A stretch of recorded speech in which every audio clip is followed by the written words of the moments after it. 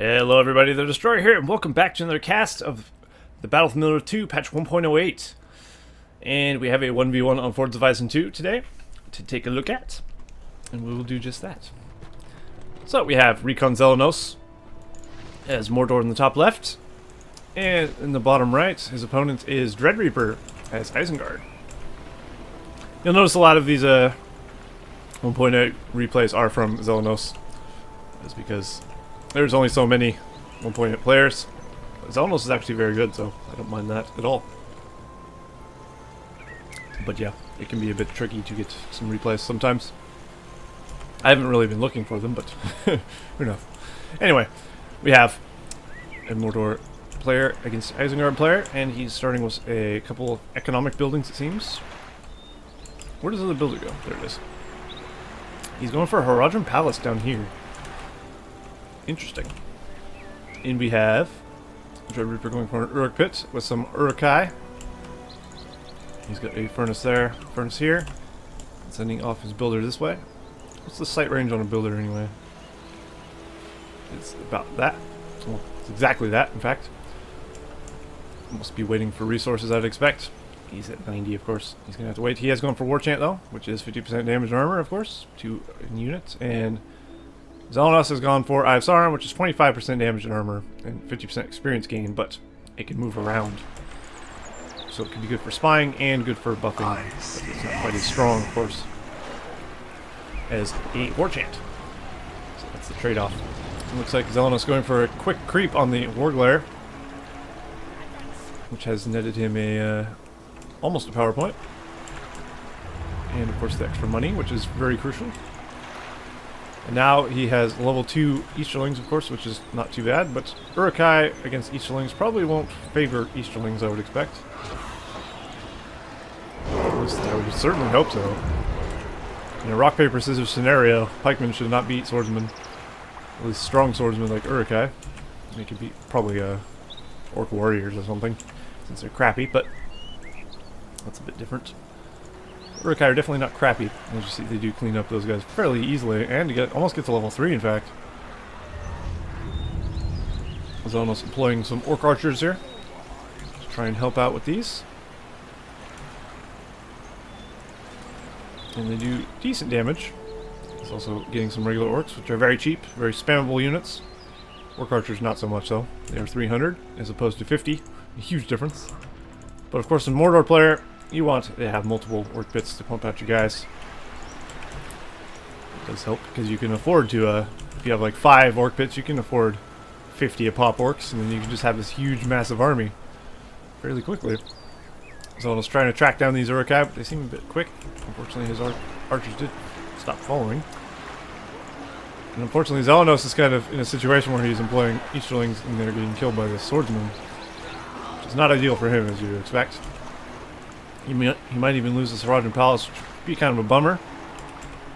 I think that building is 300 or so, 350, something like that. I don't know. Maybe it's different in this patch even. I can't actually see how much a building costs, I don't think. Can I look at a builder? Oh, he actually managed to clean up those guys. I don't actually know if I can do that. I'd have to find a builder who's not building, but I don't think I'll be able to see his building tiers after looking at the builder. There's still a cave troll down there. The Horadrim Palace still stands. And now more guys chasing down these guys of DreadReapr here. Who does have guys here as well. Looks like he'll pick up the slaughterhouse fairly easily. Might even get this one if he's lucky. Just cancel this? And no, I cannot. Okay. I cannot see his buildings, so I have no idea how much they are. This builder does get away though. Will a few Urukai be enough to take on some orcs? Well, after leveling they might. No. Seems probably not. While they do fairly decently, they will of course fall to the numbers of orcs. Looks like DreadReapr is going for a creep himself, taking this Warglare here. These pikes. Unfortunately he didn't knock it down though. Opting to go for the archers instead, which is a good choice because he does need to get them dead. He's going into Porcupine formation to increase his damage resistance against the arrows while more guys show up. These crossbows should clean up these orc archers fairly easily. chain going down on them, and look at them. They absolutely slaughter these orc archers. Some orc warriors are going to engage them. As soon as they turn their attention to these orc archers, orc warriors, they should fall fairly quickly. It looks like Xelenos managed to get the creep there. The war glare. We still have some Urukai in the base of Xelenos, though. Seems to be having an issue stopping them. He does have to cancel the slaughterhouse. And hopefully he can get these orc archers in a position to actually take care of them. They actually might get away. The benefit of Urukai is they are fairly quick in comparison to those orc archers. Urukai are known for their running. If you've seen the movies, they march quite quickly. I see you. I guess the game reflects that as well, somewhat. At least in comparison to crappy little orcs.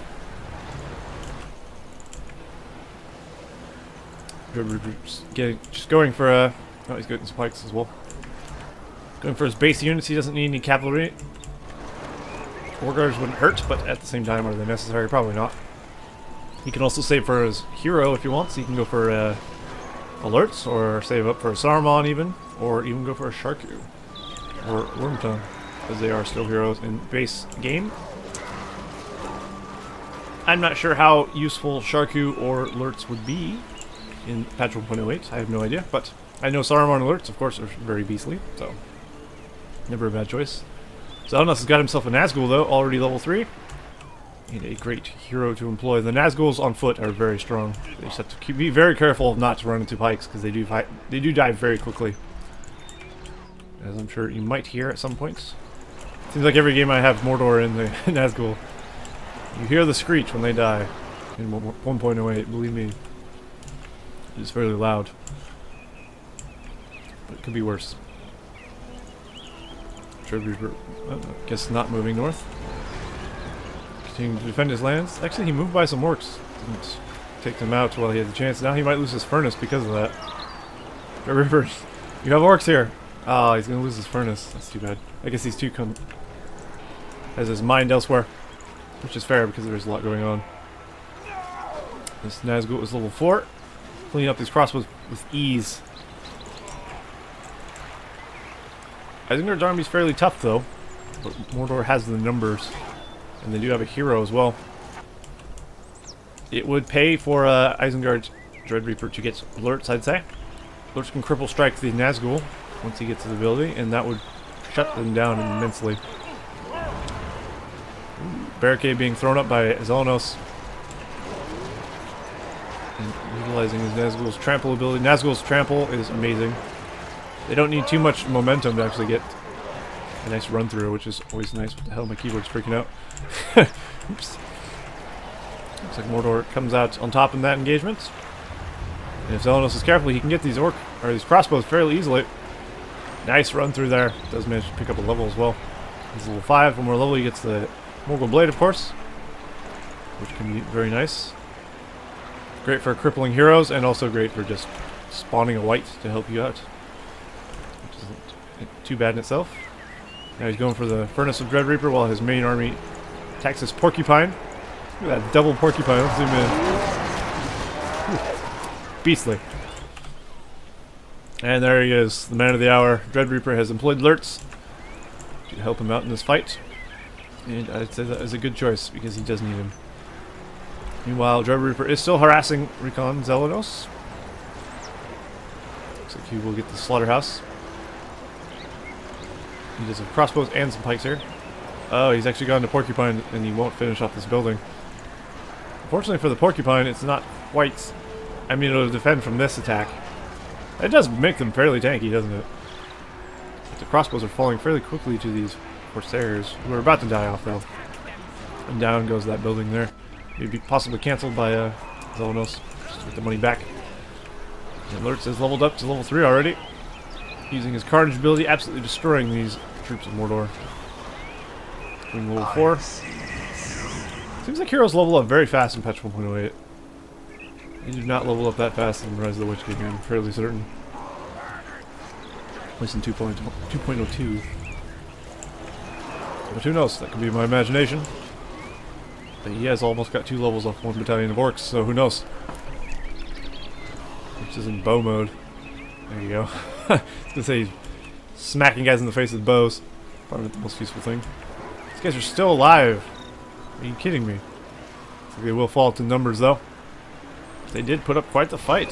Let's take a look at PowerPoint and such while we're at that point where we can do so. Oh, looks like Xelenos has 15. He's gone for a worm. Nice. He has Barricade and I have Sauron. He's at 312 of 550 command points. DreadReapr has Devastation, Creebane, and Warchant. 8 power points remaining, almost 9, and 356 to 650. So he's 100 command points ahead of his opponents. DreadReapr is. Ooh, Lurtz Cripple striking the Nazgul.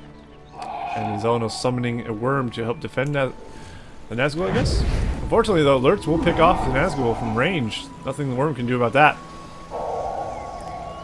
Perhaps the worm will not get too much use out of himself. Well, he can move though, but the Nazgul will fall as you hear the loud screech. Now Lurtz really needs to get out of there. Oh, and actually he managed to kill Lurtz with the worm. Very nice. I take back my statement. Worm has done his duty. And as you see, it does continue to move. 2.02 has a reposition button, but it doesn't seem... Look how tall that worm is. That's perhaps a glitch. I don't think he's supposed to stand that tall. Yeah, there you go. That's where he's supposed to cut off. Well, the worm had done some work. Not a bad worm at all. But it seems it can be repositioned. It just doesn't have an icon for it. Which is pretty cool, actually. Or just very good auto-targeting. Who knows? I can't say for sure because I don't play this patch myself. But I definitely encourage any Battlefield 2 players to try it out. Because 1.06 is so bad. 1.00 is even worse. I guess that's a question. That's arguable. There's some bad bugs in both of them, bad balance issues in both patches. Which is really why I prefer 1.08 myself. It's much more balanced and bug-free than the other two patches. Which really is what makes the game more enjoyable to me. When someone uses bullshit because something's overpowered like a Gimli, it gets really dumb. And it looks like DreadReapr has been defeated. He's given up. And the victory goes to RECON Howlett. Nice game, Lurtz. Nice little match on Fords of Isen II. And we'll play to both those players. Hope you guys enjoyed that cast of 1.08, and I will see you guys next time.